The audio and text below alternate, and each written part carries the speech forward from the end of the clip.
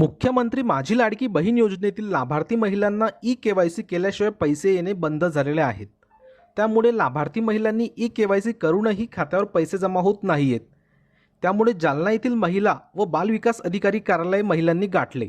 या ठिकाणी ई-केवायसी बाबत संबंधित कर्मचारी संगणकावर तपासणी करून पैसे बंद का झाले किंवा काय तांत्रिक अडचण आहे याबाबत माहिती देत आहेत।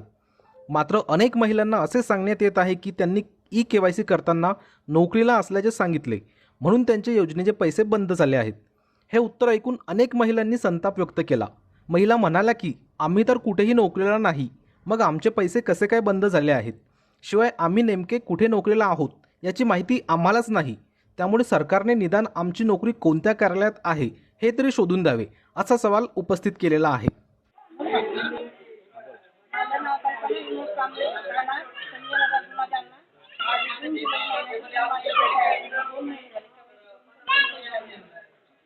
आता इथे काय करणार आहे तुम्ही आज? ते मॅडमला विचारायसाठी पैसे आले का नाही आले बघा। मेरा म्हणे उसना ये महीने पैसे नहीं आए पैसे जाने वाले के पैसे नहीं आए कारण से हम यहाँ पे आने वाले हैं पैसे क्यों नहीं आए देखने